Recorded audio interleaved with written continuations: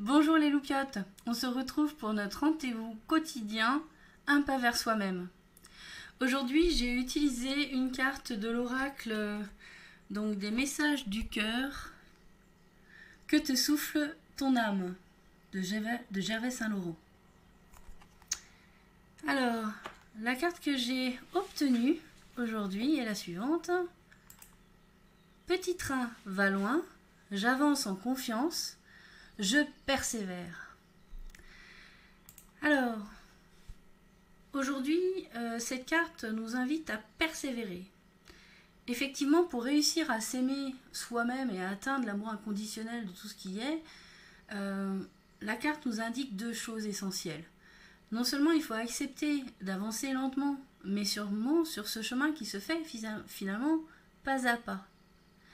Il faut également être capable de garder confiance en soi et en l'univers et garder la foi. Aujourd'hui, il n'existe pas de raccourci possible pour se libérer des conditionnements et des croyances qui nous habitent, que l'on continue de nourrir et qui nous limitent pour s'épanouir, pour se réaliser, pour réaliser nos projets, ceux qui nous tiennent à cœur. Elle nous invite à se rappeler quels sont nos rêves, quels sont ces rêves que l'on nourrissait dans le passé ou qu'on hérite d'ailleurs peut-être toujours encore aujourd'hui. Identifions ces rêves, ces projets qui nous tenaient tellement à cœur, qui nous faisaient vibrer et que l'on n'a pas réalisé. Alors pourquoi ? Qu'est-ce qui nous en a empêchés ? Qu'est-ce qui nous a bloqués pour que l'on réalise ces projets et ces rêves ? À quel moment on a renoncé à les mettre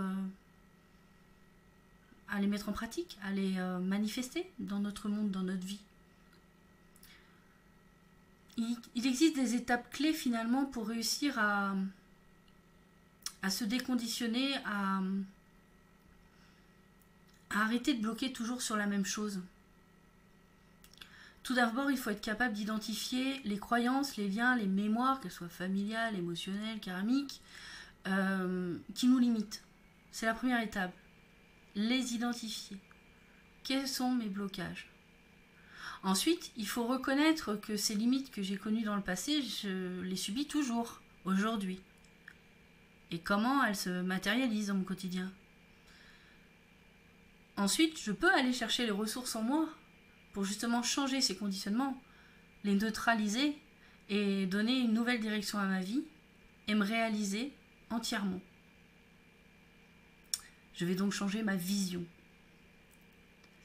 Alors tout ça, c'est un travail sur soi intérieur, et quelque part ça reste théorique tant qu'on n'est pas confronté à ces situations, à ces événements qui nous bloquaient déjà dans le passé, qui ne nous ont pas permis de les dépasser. Donc à un moment donné, l'univers va nous permettre d'être face à ce blocage, à cette situation bloquante plus exactement, et voir si effectivement j'ai bientôt compris et je suis capable aujourd'hui de réagir différemment, de penser différemment, finalement de me comporter différemment par rapport à cette situation et cet événement. Et je vous cache pas que c'est pas du premier coup non plus. Ça aussi, ça se fait tranquillement, pas à pas.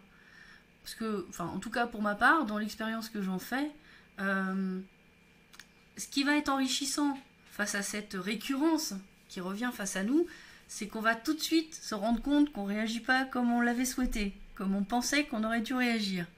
Donc tout de suite, on va se dire « Oups, je suis retombée dans mes vieux schémas ». Et ça, c'est déjà un plus, c'est déjà un pas énorme par rapport à la manière dont j'affrontais les situations dans le passé.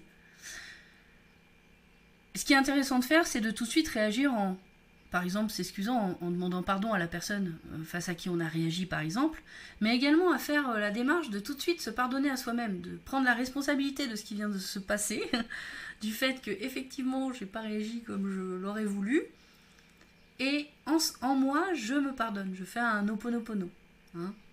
Je suis désolée, donc je suis responsable à 100% de ce qui m'arrive. Pardonne-moi, s'il te plaît. Merci de m'avoir mis face à cette expérience, cette situation pour comprendre quelque chose. Merci, donc je t'aime, je m'aime, et voilà, c'est pas grave, on a compris que effectivement là j'ai pas tout à fait réagi comme il fallait, mais c'est normal, c'est censé aussi mettre en lumière peut-être des choses auxquelles une facette de la situation, un aspect de la compréhension qui n'a pas été complètement capté, identifié et compris.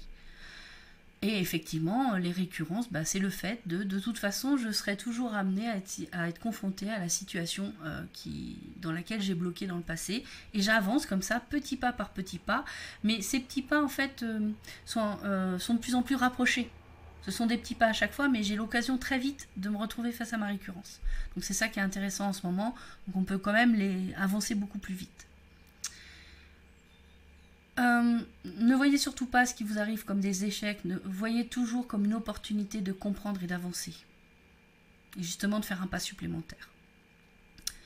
Mes loupiottes, quels que soient nos rêves, quels que soient nos projets, ceux qui nous font vibrer, persévérons. Nous méritons tous d'être heureux et accomplis. En persévérant dans la réalisation de nos projets et de nos rêves, nous réalisons un nouveau pas vers soi-même. Je vous fais de gros bisous, prenez soin de vous et aimez-vous. Ciao les loupiottes.